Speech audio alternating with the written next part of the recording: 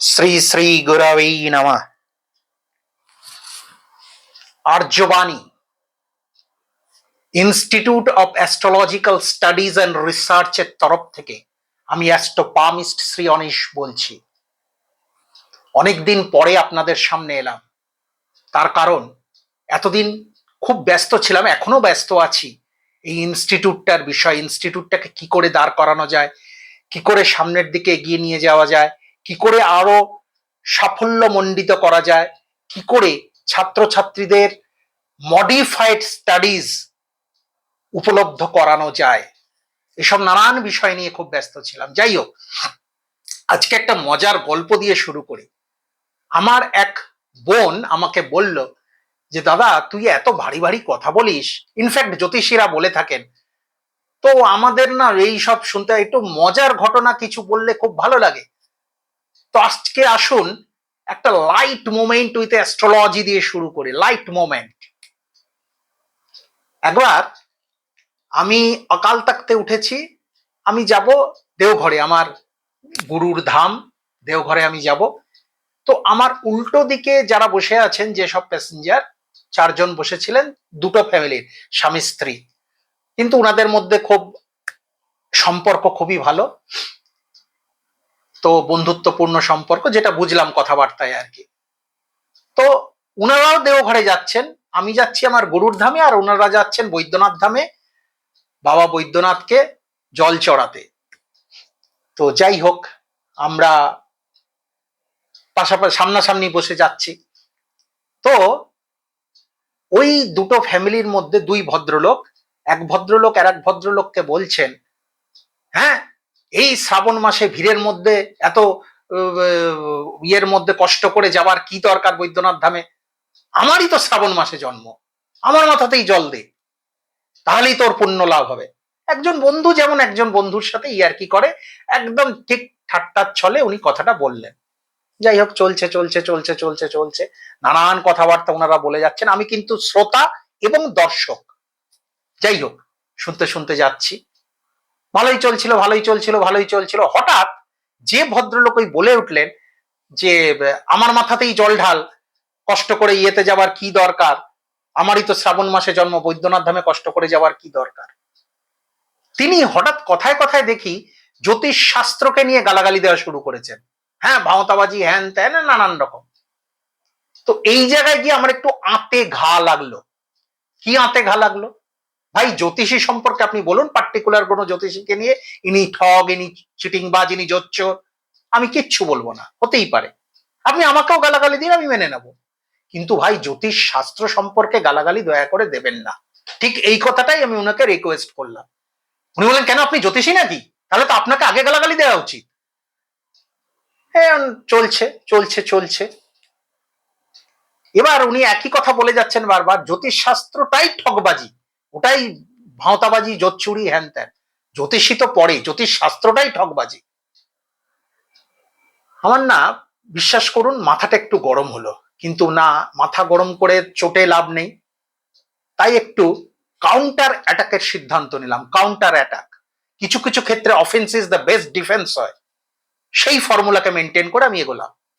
কি বললাম? আমি বললাম ওই ভদ্রলোককে যে আপনাদের এত লোকের সামনে যদি আপনার সম্পর্কে আমি কিছু বলি, সেটা কি আপনার শুনতে ভালো লাগবে? কি করবেন, গালাগালি দেবেন? তো দিন, আমি কিন্তু জ্যোতিষ শাস্ত্রকে ছাড়বো না, আমি গালাগালি দেবই। আপনি গ্যাসের জন্য এত কষ্ট পান, অ্যাসিডিটির জ্বালায় আপনি অস্থির, ভালো করে ট্রিটমেন্ট করান আপনার অ্যাসিডিটির। বিশ্বাস করুন, মুহূর্তের মধ্যে ফুস উড়ে গেল যেন হাওয়াটা, বেলুন ফুস হয়ে গেল। উনি দেখি আমার দিকে হাঁ করে তাকিয়ে আছেন, কিছু আর বলছেন না। এবার ওনার ওয়াইফ ওনার পাশে বসেছিলেন। কি বৌদি, খুব ভুল বললাম কি?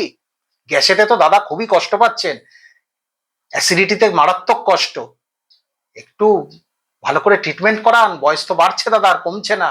শুধু লাইট মোমেন্টে থাকলেই হবে, শরীরটাকেও তো লাইট মোমেন্টে রাখতে হবে, শুধু মনটাকে লাইট মোমেন্টে রাখলে তো হবে না।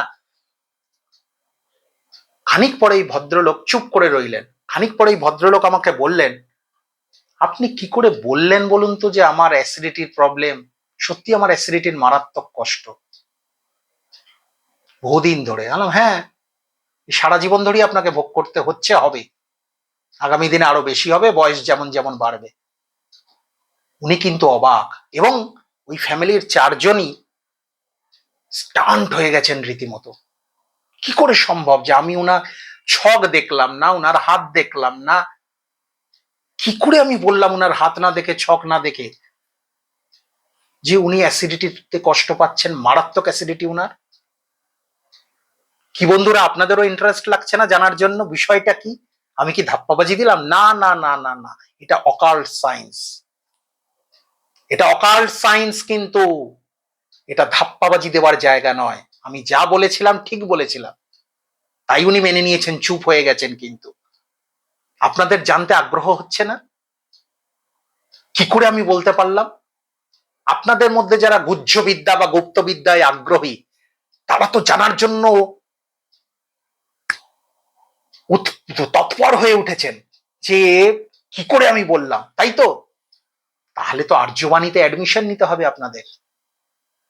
আর্যবাণীতে অ্যাডমিশন নিলে তাহলে এইসব মজার মজার নানান ঘটনা জ্যোতিষ শাস্ত্রকে নির্ভর করে আপনারা জানতে পারবেন, শিখতে পারবেন, বুঝতে পারবেন।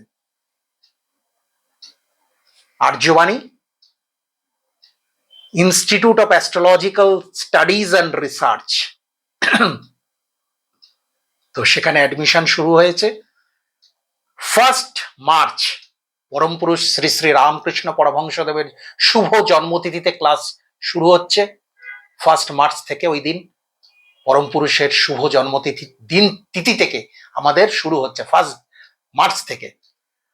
আর আমাদের রেজিস্ট্রেশনের লাস্ট ডেট হলো ফেব্রুয়ারির 25 তারিখ, এর মধ্যে রেজিস্ট্রেশনটা করাতে হবে।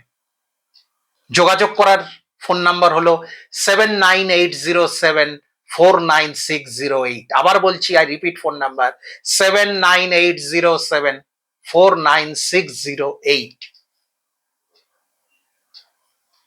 আসুন, ওখানে রেজিস্ট্রেশন করান, আর জানুন কিভাবে মানুষের মন, চরিত্র, তার ভবিষ্যৎ সম্পর্কে একদম অ্যাকুরেট অ্যানালিসিস করা যায়, তার সম্পর্কে প্রেডিক্ট করা যায়, বলা যায়।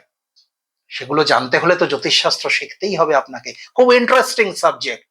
যারা যারা জ্যোতিষশাস্ত্রের প্রতি আগ্রহী, তারা আর্যবাণীতে অ্যাডমিশন নিন, অনেক অনেক কিছু শিখতে পাবেন। যাই হোক, আজকে এই সূত্রটা বলে দিয়ে যাই, কি করে আমি বলতে পারলাম। তবেই না আপনারা আমাকে বিশ্বাস করবেন, তবেই না আপনারা আর্যবাণীকে বিশ্বাস করবেন, এবং বুঝতে পারবেন কি ধরনের পড়াশোনা ওখানে হবে। আজকে আসুন এটা বুঝিয়ে দিই। উনি বলেছিলেন, ভদ্রলোক একটা কথা বলে ফেলেছিলেন, বাবা মহাদেবেরও বৈদ্যনাথ ধামে, বৈদ্যনাথেরও জন্ম শ্রাবণ মাসে, আমারও জন্ম শ্রাবণ মাসে, তাহলে বৈদ্যনাথের মাথায় জল না ঢেলে আমার মাথায় জল ঢাল তোরা, তাতে তোদের সমান পুণ্য হবে। তার মানে ভদ্রলোকের জন্ম শ্রাবণ মাসে। মাস কটা? 12টা। বৈশাখ, জ্যৈষ্ঠ, আষাঢ়, শ্রাবণ, ভাদ্র, আশ্বিন, কার্তিক, অঘ্রাণ, পৌষ, মাঘ, ফাল্গুন, চৈত্র, 12টা মাস। রাশি কটা? রাশিও 12টা। মেষ, বৃষ, মিথুন, কর্কট, সিংহ, কন্যা, তুলা, বৃশ্চিক, ধনু, মকর, কুম্ভ, মীন।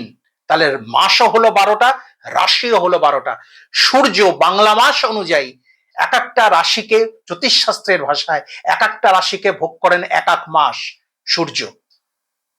মানে বৈশাখ মাসে সূর্য থাকেন মেষ রাশিতে, জ্যৈষ্ঠ মাসে সূর্য থাকেন বৃষ রাশিতে, আষাঢ় মাসে সূর্য থাকেন মিথুন রাশিতে, শ্রাবণ মাসে সূর্য থাকেন কর্কট রাশিতে।